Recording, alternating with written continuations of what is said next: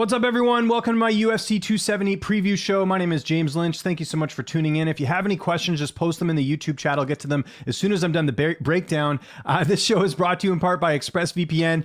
Make sure you take advantage of the offer I have going on right now. You get a yearly package on ExpressVPN. If you use my code Lynch or use the link in the description, you'll get 3 months off of your package. You can't beat that deal. And also, if you're looking to sign up for UFC Fight Pass, one of the benefits of signing up for ExpressVPN is changing your location and signing up for Fight Pass from a different country. You'll actually get it a lot cheaper. It's already expensive enough being an MMA fan. This is the first pay-per-view of the year, and I know they hiked up the prices to like $74. So why not save yourself some more money by signing up for ExpressVPN, the #1 rated VPN in the world. Also, if you're looking for my UFC Vegas 46 post-fight show, that is up on my Patreon, link in the description if you want to check that out and sign up for my Patreon. And lastly, make sure you hit that like button, hit the subscribe button, hit that notification bell. It's an easy way to help and support this channel. Like I usually do, I'm on here a little bit earlier here. I got to take off a little bit earlier as it goes. So we'll go through the entire card here today. And if you happen to miss something, I will have timestamps in the description after I'm done this live stream. I had someone last week being like, where are the timestamps? It's like the stream just ended. I don't have time to put in the timestamps right away. So what are you going to do? But let's start first in the welterweight division. We've got UFC debutante, or making his promotional debut, Della Maddalena taking on Pete Rodriguez. And right now the odds makers have the Contender Series vet at -300, the comeback on Pete Rodriguez +240. Did not have a chance to speak to Jack before this fight. I know my buddy JHK did, so maybe look for his interview on there. I'm not sure if it was for the new Pete Rodriguez fight. Actually, it might have been, actually. Should double check that. But either way, Maddalena going to be making his debut, and big heavy favorite. 25 years old compared to his opponent, who's also 25, 170.5 to 171. Not that that matters. 5'11 to 5'9, 73-inch reach apiece. So pretty similar physically, although Maddalena, as you can see, way more experienced, 12 fights compared to just 4. So let's have a quick look here. Of course, getting that win on Contender Series by decision. Prior to that, was competing primarily for Eternal MMA. I had a chance to speak to him before Contender Series. This is a guy that I know the UFC had on their radar for quite some time, which is why even getting a decision victory, the UFC decided to sign him. Decent competition overall. Obviously good stand-up here and some submission skills as well. We saw that in Cage Warriors a few years ago. This is a guy that has not lost since his last first two pro MMA fights, which is interesting that he's hasn't lost since then. So things have worked out well for Della Maddalena. Pete Rodriguez, interesting, he got signed outright to the UFC here, which is 4 fights. This is typically a Contender Series pickup. Fighting for Icon. He's only got 2 winning opponents here, which is a little bit concerning. The last opponent was 5-1. He finished both of his opponents, so he's got some good stand-up as well, and went 6-2 as an amateur. I'll be honest, I don't know much about Pete Rodriguez. I do know that the UFC is high on Della Maddalena. I also know that, it's experience definitely counts for things, and that's sort of how I'm looking at this fight here. Am I going to lay -300 on a guy making his UFC debut? I'm not, but Della Maddalena should win this fight. Does he finish him by knockout? I think so. I think there's a big gap in experience here. I think Pete Rodriguez would be more of a Contender Series fighter as opposed to a UFC fighter at this point. I'm never high on fighters that have less than 5 fights getting signed to the UFC. So the pick's going to be Della Maddalena by knockout, but no way I'm betting the -300 for a guy making his UFC debut. Okay, let's move along here. Really interesting fight here in the featherweight division. Unfortunately, it was supposed to be Topuria taking on Movsar Evloev. I believe that's how you say it. In steps Charles Jourdain on less than a week's notice. If you missed it, I do have a full interview with Ilia Topuria here on this channel. Some people might be asking, why is the full interview here on this channel when most of yours aren't? It's just the outlet I work for, Sportskeeda. They let me post my full interviews on my channel. So some of the interviews you'll see, the full interviews will be on my channel, which I know is great because everyone always asks me where are the full interviews. Well, some of them will appear on here. So if you haven't watched that interview, check it out. We didn't get much time. He was sort of on the way back home, or on the way back to the hotel. So we only got about 10 minutes in, but some good stuff in that interview talking about his camp and everything else. But anyways, the odds right now have Topuria as a huge favorite here at -530. He might even be the biggest betting favorite on this card, but understandable, undefeated right now. And Jourdain, like I said, taking this on short notice. Topuria, as you can see, 11-0. Jourdain, 12-4-1. It should be noted Jourdain just re-signed with the UFC, so obviously getting another stint here.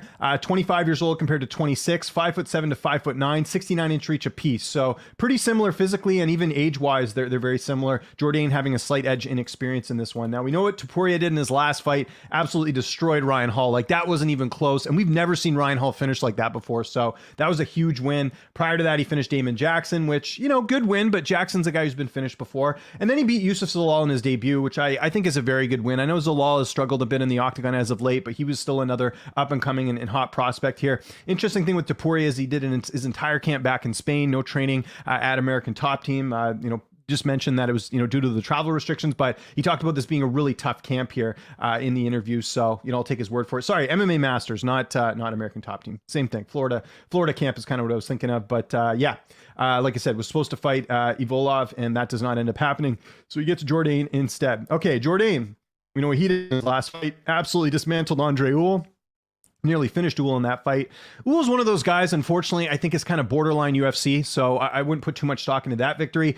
He had the fight against Julian Erosa in the bag, in my opinion, and then he just, he made a mistake and got submitted, and Erosa's much one of the bigger featherweights in the division, so that was a bit surprising. Nice win over Rojo prior to that, nice finish there, and then obviously getting the draw against Culiabao. The Fili fight was razor close. Fili took the nod in that one, and then the Doohoo Choi fight was really the one that sort of, said, okay, this guy's got to be a legit prospect here. Long story short, I like Topuria in this fight. I don't like Topuria at the line he's at. Minus 530 is a little crazy for Charles Jourdain, especially with the fact that Jourdain is pretty tough to finish, right? The last guy, the only time Jourdain's been finished in the octagon is against, Julian Erosa, and that was a third round finish. Topuria is really confident. I asked him, sort of your thoughts on the matchup. He didn't really know much about Jourdain, although he also said that he would be surprised if Jourdain made it out of the first round. So I'm hoping that's not overconfidence and just pure confidence and, just believing in his abilities. And, one of the things we talked about in the interview as well is just the fact that, this is going to be a big year for him. We see, a guy like Giga Chikaze who just, earned himself a main event over the weekend. That was a big year for him. I think we could see similar things for Topuria here, but I just hope he's not overconfident because Jourdain is not a guy you want to sleep on. I think there's a path to victory here if he wants to take it. I don't know if he will go that route, but Jourdain is not a great wrestler. And I think that if Topuria decides to implement any sort of wrestling in this fight, I think he would have a good shot in this one. But I think even in the stand-up, I think they're pretty even as well. The pick's going to be Topuria. I don't know if he finishes Jourdain, if I'm being honest here. I'm going to lean a little bit more towards a decision. Maybe you look at that decision prop as well. But I'm just going off the fact that Jourdain's been pretty durable throughout his career. And I could see Topuria, taking this a decision as opposed to a full-fledged finish. So the pick's going to be Topuria. Not a chance in hell I'm betting minus 530. Is there value on Jourdain? Possibly, if you even slightly like him. I think there could be a case made for that, but I'm going to pick Topuria by decision to get it done. Okay, next fight in the women's strawweight division, Vanessa Demopolis taking on Sylvana Juarez. And right now the odds makers have Demopolis as the slight favorite at minus 140. Comeback on Juarez plus 120. 33 years old compared to 37, 5'2" to 5'3", 62 to 63. This is a fight that I am going to absolutely pass on. Demopolis is sort of hit or miss. Sometimes she looks good, other times she doesn't. I go back to the fight against, even go all the way back to the fight against Sam Hughes in LFA. That was a fight that she was losing, and Sam Hughes ended up coming back and getting the submission win late in that fight. Sam Hughes is, I've said this before, and I like Sam. She's a Pacific Northwest girl, but I don't think she's UFC caliber. So, beating her doesn't say much. Lost to McKenna in Contender Series. Lost to Lupi Godinez, who I actually think is pretty good. Lost to JJ Aldrich, and then, beat Cynthia Arceo in LFA, which is what got her the UFC shot. I don't know if Vanessa Demopolis is UFC caliber. We'll find out in this fight. I think there's a good opportunity. She's fighting an older opponent here, but just be careful of Demopolis. Although, saying that, I do like the fact that she's been at Fight Ready training over there with Tracy Cortez. I think that's been a good move for her. Juarez lost to Lupi Godinez, so they have a similar opponent here. She was finished by Godinez. Beat a lot of subpar opponents here, on the regional scene, 4-6, 6-4, 4-3. Lost to Ariane Lipsky and KSW back in 2018. Hasn't fought much. Demopolis should win this fight by decision, but honestly, just stay away from this fight. To me, this is too much of a risk on both sides. Juarez, 37. You'd think that the age would catch up to her. Demopolis, like I said, a lot of experience, but I don't know how she's going to look in this fight. So the pick's going to be Demopolis by decision, but I'm staying away from this fight. Okay, let's get to the bantamweight division. Raoni Barcelos taking on Victor Henry. Raoni Barcelos, you guys know my feeling on him. I think he's one of the most underrated bantamweights in the division right now, and he's a big favorite in this fight. Minus 420, the comeback from Victor Henry, plus 320. They're both 34 years old, 5'7", and pretty similar physically as well.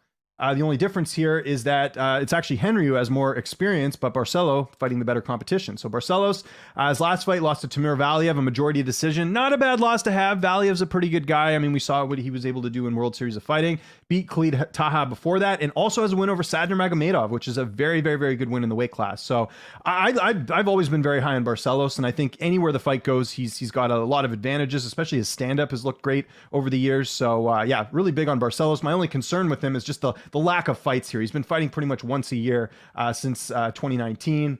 Hasn't got much in there. And I think had he been more active, we'd be talking more about this guy in terms of the division. Victor Henry is a Josh Barnett trained guy. I know that because my other buddy Marcel posted a photo of Victor Henry, and Josh Barnett got mad at him, but it's like, there's no photos of this guy, so how is he going to post it? But he's coming off a win over UFC vet Albert Morales back in October of last year. Decent opposition overall, fought in Ryzen as well. He'll be prepared, in terms of, having this opportunity here, and has been around for a while.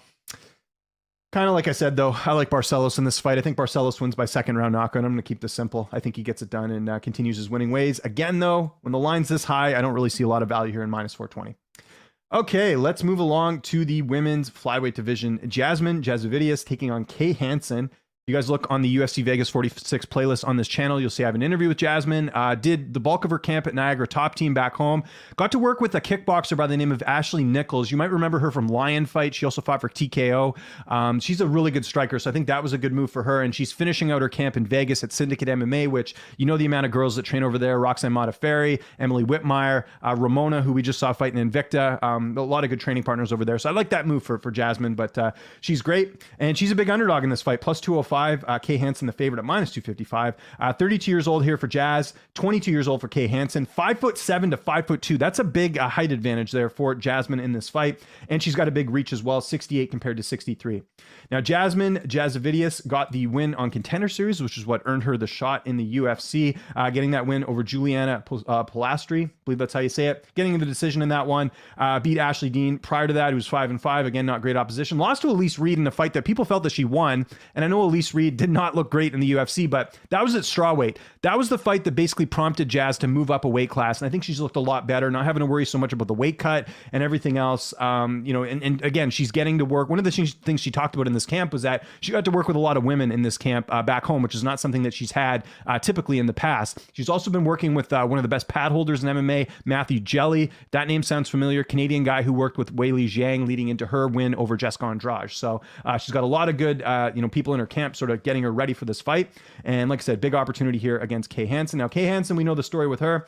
22 years old, losing to Corey McKenna in her last fight. Beat Jinyu Frey in the fight before that, in a fight that was pretty competitive, actually, leading up to the finish. And she's one of these fighters that fought in Invicta. She fought Aaron Blanchfield. A lot of good, competition overall. I definitely think the edge in experience and competition goes to Kay Hansen, despite the fact that she's younger in this fight.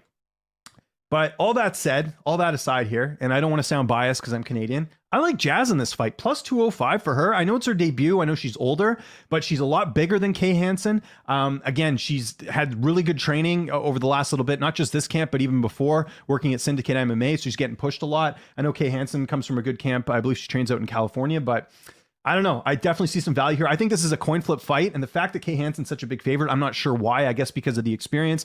And I also think there's something to the fact that a lot of people like Kay Hansen as well, with, for other reasons. She's got that OnlyFans and all that stuff. I think that's what has sort of made her a popular fighter as well. So I don't know if that's playing into this fight, if I'm being honest, but plus 205 for Jasmine Jasvidius in a coin flip fight, I'll gladly take her here. So I'm going to take her by decision. You might get even better value here. In fact, I'll quickly look if they have it up yet. Jasmine Jasvidius by decision. They must have it up here. Let's see. Jasvidius wins by decision, plus 333. Not getting a ton of value there, but either way, I'm taking the Canadian to get it done for my first underdog pick of the evening. All right, let's move along to the bantamweight division. Tony Gravely taking on Simon Oliveira. Is it Simon? I don't know how you say that. And right now the odds makers have Tony Gravely as the favorite at minus 250.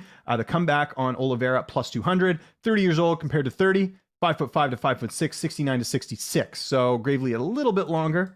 but they're the same age. Gravely coming from a great camp at American Top Team, coming off that loss to Nate Maness, but that was a fight he was winning, right? I mean, Nate Maness was able to come back and persevere and get the knockout, so don't fault him too much for that. Beat Anthony Burchak before that, who's not in the UFC anymore. Pretty sure D. Freitas is not in the UFC either, and then he lost to Brett Johns, who's, you know, pretty good fighter, who's not in the UFC, but he left on his own accord. And then beat Ray Rodriguez as well. You sort of see a theme here that, you know, he gets a lot of finishes in his fights. Also a win over Chris Montino and Draco Rodriguez, who are both UFC fighters as well. So again, Gravely, a guy that, like I said, I thought he looked good in his last fight despite losing that one. Now, Oliveira, if you remember, was on Contender Series, got the split decision over Alde in that fight.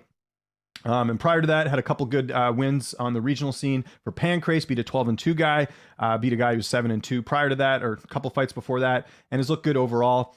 I'll be honest, I don't know a ton about Oliveira other than the only Contender Series fight I watched of him. I do know Tony Gravely very well, and I know that he's a very well-rounded fighter. So I'm going to take, has Oliveira been finished before? He has not. At least I don't know what this loss was, but we'd have to check that out. I'll just take Gravely based off experience. Do I take him by finish? Yeah, he likely finishes this. I'll go Tony Gravely. Second round knockout to get it done. Am I going to get bet minus 250? You could, but I'll probably just take him by knockout instead. So the pick is going to be Tony Gravely. Okay, let's get to the men's lightweight division. Matt Frevola taking on Genaro Valdez, I should say. And right now the odds makers have Frevola as a minus 200 favorite to come back on the Mexican fighter, plus 170. Had a chance to speak to Matt Frevola. It is here on the UFC Vegas 46 playlist. So make sure you check that out. UFC, I keep saying UFC Vegas 46. It's UFC 270. My bad. Just had that fresh in my head. Anyways, Matt Frevola, the favorite here. He's 31 years old compared to his opponent who's 30, 5'9" to 5'10", 71 to 71. So pretty similar physically. Frevola, as it says here, listed out of Tampa, Florida. He actually did the bulk of his camp at Longo Serra MMA. So he's getting to work with Ray Longo, Matt Serra, and a lot of the other training partners that were there as well.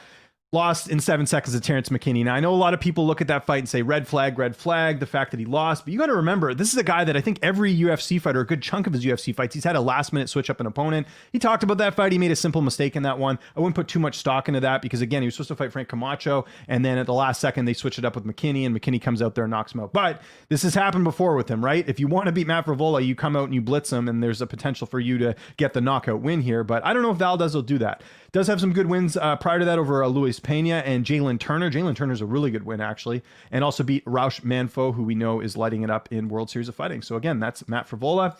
Valdez, on the other hand, coming off that win on Contender Series in 44 seconds, has a lot of finishes here. But you'll notice not a lot of first-round knockout finishes other than the one he had back in 2016. So I don't know if he's going to do what Terrence McKinney did, come out guns a-blazing and be able to knock out Frevola. But it's certainly possible. He's got a good ground game as well, a couple submission victories. The pick's going to be Frevola here. I think he'll be able to weather the early storm. I don't think he's going to make any mistakes like he did in his last fight. The question is, does he finish Valdez in this fight? He's never been finished. I think it's possible, but I think the more likely scenario is Matt Frevola by decision. So that's where I'm going in this fight. Matt Frevola by decision to get it done over Valdez. Okay, let's keep it going here. Michael Morais against Trevin Giles. This is 170? I guess it is. So Trevin Giles moving down a weight class. Okay, that's interesting. I didn't have a chance to speak to Trevin before this one. Wasn't able to get a hold of him, but that's interesting that he's moving down a weight class. The favorite is Michael Morales at minus 145. The comeback on Giles is plus 120. 22 years old for the Mexican fighter, or from, I should say, the Ecuadorian fighter, and 29 years old for Trevin Giles. 6 feet tall to 6 feet tall, 79 to 74. These are big guys for the division if you look at what they've done throughout their career. Now, Morales is coming off that win on Contender Series over Nikolai. I forget how you pronounce his last name, but you know what I mean. That was a good win for him. Prior to that, some decent wins on the regional scene, but nothing outstanding. 8-5, 6-5, 2-0, 2-3, 0-0, 1-2. You know, not super impressive. Now, Trevin Giles, on the other hand, he's had sort of an up and down career. You know, he got knocked out in his last fight against Drakus, who I actually think is a really good fighter in that weight class. Beat Roman Dolidze before that. I know it was a close fight. Some people felt like it could have gone the other way. Beat Bavon Lewis prior to that, and then also has a win over James Krause, which come on, he lost that fight. That was kind of a BS decision here. But he's been kind of up and down. I think the one knock I've always said with Trevin Giles is that he's a full-time police officer, and to try and balance that and an MMA career, I think is extremely tough. So that's always why it's an issue with Trevin Giles fighting, is that, how much time is he allocating to training? Probably not as much as the opponents that he faces. However, with all that said, I mean, you look at who he's fought in his career. He beat Brendan Allen a couple of years ago. He beat Ryan Spann. This guy's got way more quality opposition and experience under his belt. I guess another issue I have is, how's he going to look at 170? I'll say this. From what I've seen of Morales, he looks okay. He's definitely younger and a lot more upside here. But Trevin Giles, I mean, I know this guy packs a punch and he could absolutely knock out Giles. And I guess Giles would be more susceptible to the knockout dropping down to 170. But I don't know. This to me looks like a potential upset. I could see Giles, depending on how he looks on the weigh-ins, potentially winning this fight. So I'm going to go Trevin Giles in this fight. Outside of, I'll just say this, and I don't usually do this too often, but I'm going to pick Trevin Giles for the upset here. That'll be my second underdog pick of the night. But I want to see how he looks at weigh-ins. If he looks like crap, then I'm going to obviously take the other guy here, Morales. But if he looks good, if he looks like he can make the weight safely, then I'm absolutely on Trevin Giles. Again, way more experience in the octagon. Yes, he's susceptible to the knockout, but he's also a guy that I think can get it done here. So I'm going to take Trevin Giles to get it done by decision in this fight. Okay, let's move along to the last fight on the prelims. Rodolfo Vieira taking on Wellington Turman, Battle of Brazil. And right now the odds makers have Vieira as the favorite at -285. The comeback on Turman is +220. 32 years old compared to 25, 6 feet tall to 6 feet tall, 73 to 72. So pretty similar, although Vieira a lot older. Vieira, as we remember, rebounded from that kind of embarrassing loss to Anthony Hernandez, getting the win over Dustin Stolfus. Now, is Stolfus UFC caliber? I don't know. I mean, he hasn't won a fight in the octagon, so I don't know how much stock you put into that win. Had the win over Sarafov prior to the loss to Hernandez, and we know that he's going to try and submit you. I mean, there's no secret here as far as what he's going to try and do. Now, Wellington Turman has been a bit of a disappointment himself. He did come off the split over Sam Alvey, but lost to Bruno Silva, was finished by Andrew Sanchez, who's not in the UFC anymore, and he also lost to Carl Roberson a few fights before that. Haven't been that impressed with them. I agree with the odds here with Rodolfo Vieira. The thing is, can he submit his opponent here, who's never been submitted as far as I know? That's going to be the big question in this fight. I'll take my chances. I'll take Vieira in this fight, but I'm actually going to stay away from this one. If I am going to bet this fight, it'll be the Vieira by submission prop. But outside of that, do we have that? I'm sure we have that somewhere here. If it's anything decent, I might throw a little bit on it. Vieira wins. Well, they don't have the submission prop, but Vieira wins inside the distance is -152. Getting a little bit better odds here. This guy does not like getting paid by the hour, so I will definitely take Vieira inside the distance in this fight. Okay, we're finally on the main card. Michel Pereira taking on Andre Filhau. I actually interviewed Andre years ago when he fought for Bellator, but he's done a pretty decent job since leaving Bellator, going out there and getting some nice wins in UAE Warriors. Pereira was supposed to fight, if I'm trying to remember off the top of my head, he was supposed to fight, was it? It was Muslim Salikov. That's right. Okay, so Pereira back in action taking on Filhau. 26-11 record here for Pereira, 14-3. -300 favorite, +240 underdog. 28 years old compared to 27, 6'1" to 6 feet tall, 73 to 74. Filhau coming to us from Sanford MMA. So Pereira, as we know, in his last fight, getting the win over Nico Price. That was a good win. Beat Chaos Williams prior to that and beat Zilem Emadiev prior to that too. Should have a win over Diego Sanchez, but that was, kind of a weird fight. And then he should have beat Tristan Connolly. I was at that fight. Again, that's a fight that was very winnable for him and he didn't get it done. So realistically, Michel Pereira could have been undefeated since making his UFC debut, but that's not the way things have gone lately. But still, Nico Price, very quality win in his last fight. You know what Pereira's going to do. He's got the backflips. He's got the crazy moves. He's got good stand-up. He's a really tricky fighter to take out, and he's just a huge guy for the weight class, aside from the fact that he's 6'1", which isn't typically too big for the weight class, but he's just, I don't know, he looks like a really big guy. Now, Filhau, as I mentioned here, nice winning streak in UAE Warriors. Prior to this, has a win over James Vick, although James Vick's been knocked out I don't know how many times. Lost in LFA to Antonio Dos Santos Jr. I don't know who that is. Lost to Chris Curtis in PFL. Lost to Chidi Njokuani, who's in the UFC now, in Bellator. He's done all right. Again, short notice. How's he looking in this one? We'll have to see, but it should be kind of interesting. These two were supposed to fight on the 15th. They moved this fight a week. I'm not sure why. But anyways, who am I picking here? I got to pick Michel Pereira. Am I going to lay -300 on Michel Pereira? I am not, because Michel Pereira does a lot of dumb things in his fights sometimes. So that's a reason for me not to take him. But I will take him to get it done. Does he finish Andre Filhau, who's been finished before? Sure, why not? I'll take Michel Pereira by finish, third round finish. I think he gets it done over his opponent. Okay, let's continue on. Bantamweight division, Cody Stamann, Sadner Magomedov. Stamann right now, the underdog, plus 175. Sadner Magomedov. Syed, I think it's Syed, minus 205. The favorite, 32 years old compared to 29, 5'6" to 5'8", 64.5 to 70. So you can see there, the Dagestani fighter, a lot bigger in this fight. I did have a chance to speak to Stamann. You can find it here on the UFC 270 playlist. Coming out the loss to Merab Fili, who I think is the best, maybe not the best, but the most underrated bantamweight in that division by far. He's so good. Merab beats a lot of guys in that division, so no shame there. Jimmy Rivera, that's a fight he probably would have liked back, but again, that was I don't know, don't really know what to say. And then beat Brian Kelleher in a fight that was really emotional, right? He lost his brother, prior to that fight, and then I thought he beat Song Yadong prior to that as well. And then if you look at that, I mean, lost to Sterling, not a bad loss there. Cody Stamann's a really solid wrestler, but the problem is he's fighting a really good grappler here in Sadner Magomedov. He's coming off a nice win himself, first 51-second finish, so we know that he's got good stand-up. We've seen that again in the Ricardo Ramos fight as well. Lost to Raoni Barcelos, who I'm very high on, so I don't think that's too bad of a loss here. One of the things that Stamann talked about in the interview is the fact that, he's trained with guys and fought guys that he felt is on par or better than Nurmagomedov in this fight. I don't know about that. I think Nurmagomedov poses a lot of problems here. Stamann as well, second last fight on his UFC contract, so he's really got to win here if he wants any sort of negotiating power going into that last fight on the UFC deal. A lot of pressure here.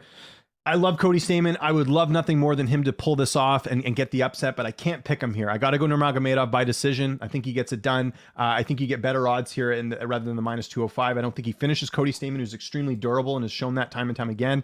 What is the Nurmagomedov by decision prop? Let's find that right now. Nurmagomedov wins by decision is plus money. I will gladly take the plus money on that. I'm going to take Nurmagomedov by a decision. Okay, let's get to we're already at the co-main event. I'll be honest, this is not a great card. And I know they had a lot of, switch ups because of COVID and other things, but, this is not the best pay-per-view, in terms of other pay-per-views they've done in the past. All right, Brandon Moreno, Deiveson Figueiredo, the trilogy. A lot of people ask why we're getting this fight. Well, we're getting this fight because Pantoja was injured at the time, and then Askar missed weight in his last fight. Askarov, I should say. Moreno, the slight favorite at minus 180, plus 150 for Deiveson Figueiredo. If you guys have watched the Pros Picks videos on my channel, like 99% of fighters are picking Moreno in this fight, and it's understandable, and we'll get into why that is in a second. 28 years old here for Moreno, 34 years old for Figueiredo, 5'7" to 5'5", 70-inch reach to 68. So you'll see Moreno has a lot of advantages, including being younger and being a little bit bigger in this fight, not by much. Moreno, of course, putting on the best performance of his career. I don't think there's any denying that. That was the best win of his career, that finish over Deiveson in his last fight. He finished Figueiredo in that one. I don't think Figueiredo had he been finished prior to that. I don't think so. That was the first stoppage loss in his career. So that was a huge win. And Moreno was winning that fight bell to bell. Like there was no, Figueiredo was not in that fight at all. Now, the first fight they had, which if you go back here, ended up being a draw. Had Figueiredo not got that penalty, that's a win for Figueiredo. And he looked great in that one. So the question is, which Figueiredo are we going to get in this fight? We've heard some rumors about how Figueiredo didn't take the second fight seriously, how he wasn't training that much, whatever. I mean, is it that, or is it that Moreno figured this guy out? I don't know. It's really, really tough to say here. Figueiredo also cut a crazy amount of weight for that fight. I would think now, since having plenty of notice, that the weight cut thing's not going to be an issue. I did interview Eddie Cha last week, who obviously was talking mainly about the Korean Zombie getting his title fight against Volkanovski, but also I asked him about Figueiredo, and he says the weight's good. He's been great, and Figueiredo has been spending a lot of time at Fight Ready for this camp, so he's getting to work with Cejudo and Captain Eric, and I think that's a good move for him. I think it's a more specialized training camp for him. I think he'll look a lot better than he did in the second fight. But with all that said, I think Moreno's in the prime of his career right now. I don't think the second fight was a fluke or that it was all on Figueiredo's end. I think it's the fact that Moreno has figured this guy out. I'm going to take Brandon Moreno to get it done by decision. I think it's going to be another back and forth affair. I think Moreno's chin will continue to be an asset for him in this fight. I think Figueiredo's going to throw the kitchen sink at him and try and take him out, but Moreno's going to stand tall and continue to press forward and do what he does best, and that is be the aggressor. I think Moreno gets it done by decision. Right now, the odds, like I said, minus 180. You could bet that. I think it's worth a stab, but I also would look at the decision prop for Brandon Moreno as well, which currently sits at... Moreno wins by decision plus 275. I will gladly take that. I mean, there's some school of thought that maybe he finishes Deiveson again because of the weight cut, but I think he's got his weight cut under control. Therefore, I don't think it's going to be as bad of a cut. Therefore, not as susceptible to the knockout or the submission in the case of the last fight. So yeah, I'm going to take Moreno to get it done by decision. I think Figueiredo will look better, but I think Moreno ultimately will prove that he is the better fighter. Okay, let's get to the main event. Francis Ngannou, Cyril Gane. Awesome fight. Didn't have a chance to speak to either of these guys. Gone really not doing a ton of media, although I've seen some people get some interviews with them. I know Ariel spoke to him, I think it was last week, and Submission Radio speaking to his coach, Fernan Lopez, this morning, so you guys can check that out on there. Currently, the champ is the underdog, well, the undisputed champ, Ngannou, the underdog at plus 125, Ciryl Gane minus 150. I'll just say this right off the bat. I picked all of Ciryl Gane's fights, I think, wrong for the most part, other than the last one. I picked him over Lewis, but still, I have not been good about picking him. We do have pros picks up for this fight as well, if you guys are curious to see who the fighters are picking in this one. 35 years old for Francis Ngannou, 31 for Ciryl Gane, so not a huge age gap there. 6'4" apiece, 83-inch reach apiece. I mean, this is about as even as it gets as a fight. And their former training partners. And there's just a lot at stake here with Ngannou and, the UFC, he wants to get paid more and all these different things as well. But anyways, let's dig into their last couple fights here a little bit. We'll talk about who I'm going to be picking in this one. So Ngannou, of course, put on the best performance of his career, like not even close, finishing Stipe Miocic. I mean, Stipe has not been, Stipe hasn't looked like that in a fight in a very long time. Like I would even put the Cormier, I think Ngannou's win over Miocic in the last fight was more impressive than what Cormier did in his first fight where he knocked out Miocic, because that was just like a knockout. Miocic made a mistake, he got finished. Ngannou was ahead of Miocic that entire fight and looked like the best version that we've ever seen him in the cage. He looked fast. He looked powerful like he usually does. I mean, the sort of the story on Ngannou is, he goes out there and he gets, like a, quick finish. But in this fight, it showed just how much faster and how much more movement he's had in the past. And that's credit to his coaching at Extreme Couture with Eric Nixick. I think he's really done a great job working with Francis, and we've seen a much more polished version of Francis Ngannou. Prior to that, it's been the same old story. First round knockout, first round knockout. I mean, look at all these guys that he's knocked out. Take Velasquez and JDS maybe out of the equation, but Rosenstrike, no one's finished him that quickly. Curtis Blades, I know Blades was also finished by Derek Lewis, but still very good win there too.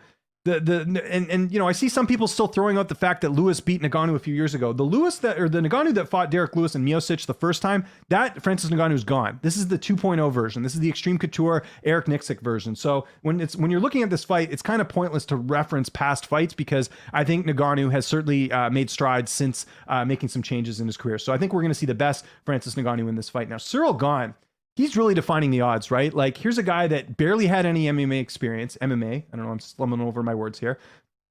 Look at this. 3 pro fights, and then he's in the UFC. And if you hear the story, I think Lopez, I might have the clip here on my channel. He talked about how, like, he told the UFC, look, this guy's ready. McMahon's like, okay, I want to see you in a title fight for TKO, which is what he did. And he finished the guy in the first round, and then they're like, okay, we're going to sign him. And you look at the wins he's had since then. First round finish here. Dontel Mays is a good win. Tanner Bozer's a good win. And then after that, he just took over as far as opponents that he's fought since then. I mean, these are all quality wins here. Rosenstrike, Volkov, Lewis, finishing Derek Lewis. I mean, that's super impressive. And considering the power that Lewis possesses, also gives us a glimpse as to what this fight looks like with Francis Ngannou. And I do think Ngannou's a lot faster than Lewis, but still, Lewis packs a punch, and we saw him do that to Chris Daukaus, about a month ago. So I think there's something to be said for that. Now, here's the thing. When this fight was first announced, I was definitely leaning Francis Ngannou in this fight, because I thought, you know what? We've had more proof of Ngannou performing well in the octagon. He has more quality opponents.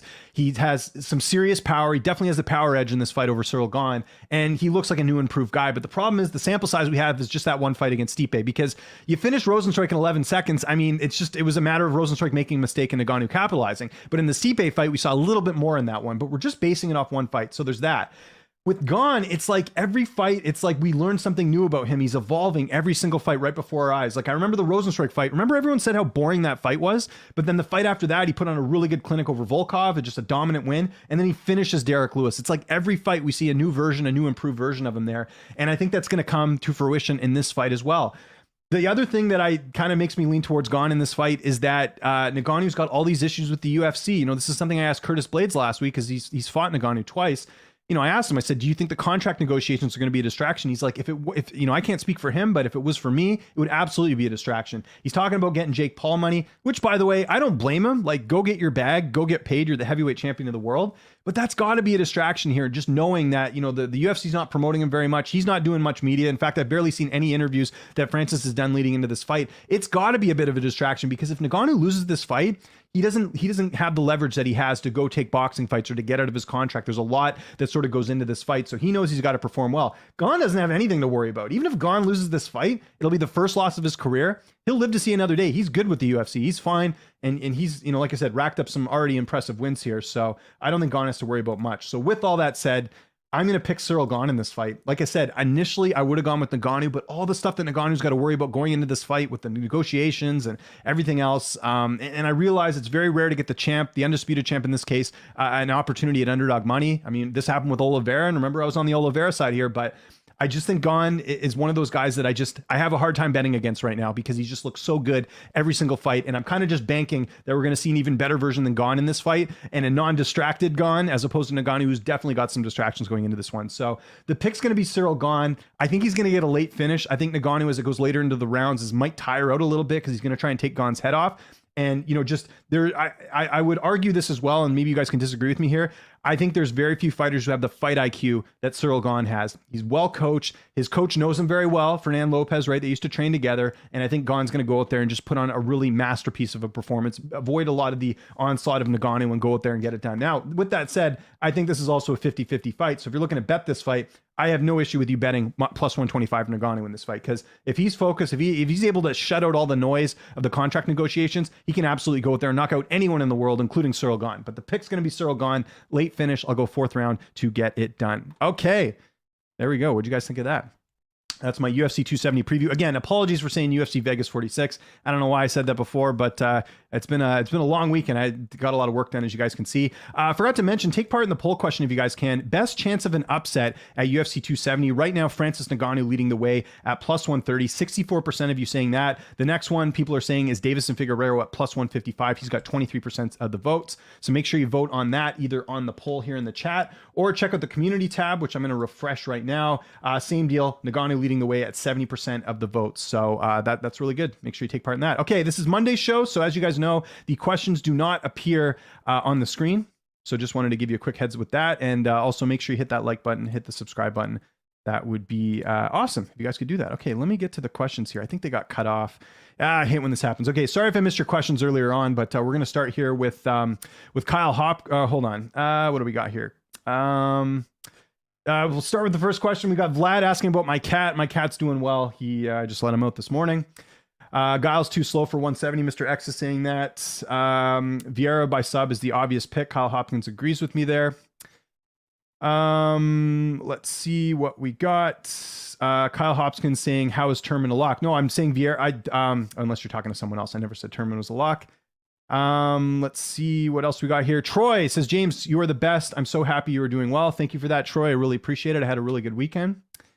Let me look for the other chats. Oh, MMA Joey, my good buddy. By the way, go check out Joey's channel. He's doing a great job. He points out that Michelle Pereira was moved to UFC 270 due to COVID protocols. So that's interesting. I forgot about that. What else do we got? Sorry, guys. I'm always trying to multitask here. Let's keep the questions going. Great read to you on Court McGee betters. That was a career best performance. Yeah, I thought that was a good fight. Again, I talked about all that card on my Patreon. Stamann is a good underdog in my opinion. Cobra says, we'll see. I think Stamann is, you could argue, well, not argue, he has fought the better opposition. There's a possibility of an upset there. Stamann by decision is plus 300. Is it really? That might be worth the stab for sure. Let's see. Thoughts on Rodolfo Turman over 1.5 rounds minus 105? Yeah, because I don't think Rodolfo gets early finishes for sure. What other questions we got? I was wondering to myself if Moreno getting 6 months to prepare for Figgy in the second fight versus only 3 weeks for the first fight was the difference. Well, we'll find out. Again, I think that Moreno is the better fighter, and I think he's going to prove that. James, do you think it was Cejudo's decision to retire early, or was he given bad advice by his manager? I think it was probably both. I think, you know, knowing his manager, he probably would have wanted Cejudo to continue fighting so he can make more money. If you missed it, guys, I did a whole video on Cejudo not getting the title shot and kind of giving my reasons for why Cejudo has not had a fight since he retired. How did you do the wall behind you? I love the collage. Merk Leah saying that. I just collected posters over the years, and some of them I bought online. Actually, I was that's something on my list of things to do, is get some updated posters here. I got to get some from like last year or something, just to add some variety here, because I keep looking at, you know, McGregor and Aldo. Figure I'll switch that up. But yeah, just collected it over the years and just put it on my wall here. I think I told you guys this. If you watch my behind the scenes video blog, this used to be an old laundry room, and I converted it into a studio. Win or lose, will Ngannou's next fight be in the UFC? If he wins, his next fight will be in the UFC, because I think he has a clause that kicks in, I'm pretty sure. What do we have here? Let's keep it going. Do you think they raised the pay-per-view price to negatively affect Francis's overall revenue, so he won't sell the pay-per-views to justify his asking price, John? No, they have nothing to do with each other. I think the pay-per-view price has to do with ESPN just being kind of greedy.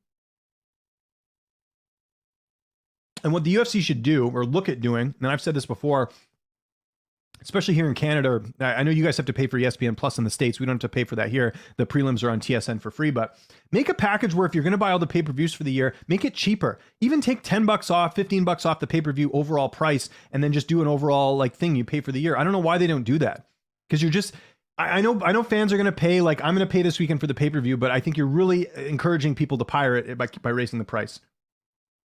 Do you think Ngannou Gone is strong enough main event to do decent pay-per-view buys? I think it's decent. It's not going to do as well as like a John Jones card or something like that, just because I don't think, and I've said this before, I don't think Ngannou's as big of a star as some people make him out to be. And don't give me social media numbers and all that. I'm talking actual viewership. I don't think there's any proof that Ngannou's a huge draw. Ngannou ain't getting knocked out. His chin is diamond. That's a fair argument as well. Maybe Gone wins a decision in this one, but I just think later in the fight, maybe Ngannou gets tired. Gone takes advantage of that. We'll see.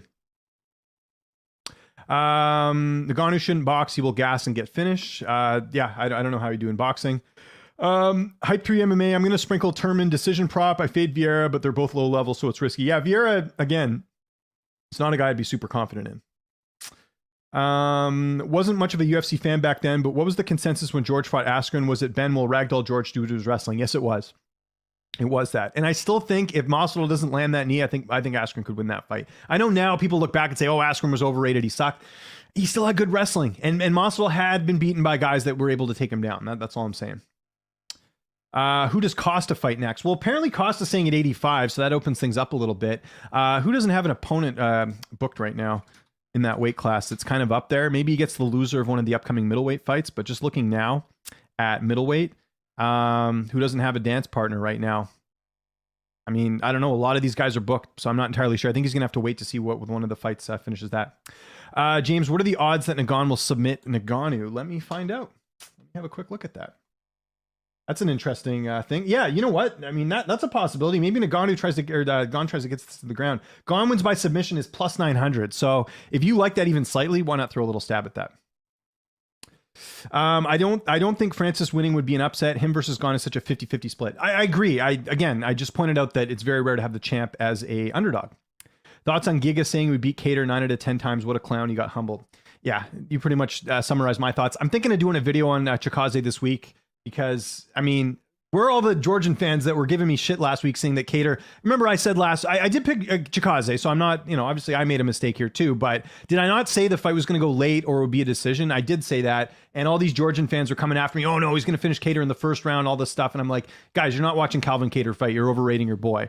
Cater put on a masterful performance. I talked all about that on the Patreon, if you guys want to check that out. Morning, James. Amazing breakdown, brother. Who do you have in the France versus Askarov title eliminator? I give a slight edge to Askarov in that fight. I don't think France is going to be able to knock him out. I think Askarov might take a decision there. Adam says the real dog here is Andre Filhau. Maybe. Again, Pereira's been inconsistent. Who is Chaos Williams fighting next? Does he have a fight booked? Feel like he might. I'll have to double check that here. Williams is fighting. He doesn't have a fight booked yet. No. Who else do we have? As far I don't get how people say Gane beats Francis, yet Francis is a big, powerful guy. I'm not sure what you mean by that. If Giga doesn't slip, that fight could look totally different. No, you can't take anything away for Cater, man. He outstruck him and all that. Stamann out wrestles Saeed. Okay, could happen. Did you watch the doctor talk between Dana White and Kevin Isley? I have not. And even my guys in the Patreon pointed that out. I did not see that. You have a poster behind you that features two guys that have been KO'd by Jake Paul. That I do, Askren and Woodley. Good observation there. I will be at UFC 270. Anything I should know about going to my first UFC event? Also, I'm riding with Francis and Moreno. What would be the good third leg for that parlay? I wouldn't parlay Francis. I think that fight's 50-50. I would go, if you're going to parlay the card, I would go, well, I mean, you're not going to get much value here, but I would almost pick Topuria. Oh no, not even. That's the line's too high here. I don't know. I would go someone else other than Ngannou if I was going to go that way. As far as going to an event, get there early. Go check out the gift shop. Get to your seats. Find a sports bar that's near the arena. Have some drinks there. Because drinks at the arena are going to be pricey. And then actually, I don't think there's a sports bar around there now that I think about it, because I've been to the Honda Center before. It's not great. Yeah, I think just get there early would be my advice. Triple C needs to move promotions. He can't. He's tied into a UFC contract. So no different than Misha Tate. When she retired, her rights were still with the UFC. That's why she didn't fight for one championship. Let's see. Do you think Matt Frevola is going to get cut? He's had bad luck with short notice fights. Probably not. I think he'll get a little bit more leeway there. What round do you think Brandon Moreno wins? I think he wins a decision this time. Probably a dumb question, but what's your process for booking interviews? Does it change between managements? MMA Random.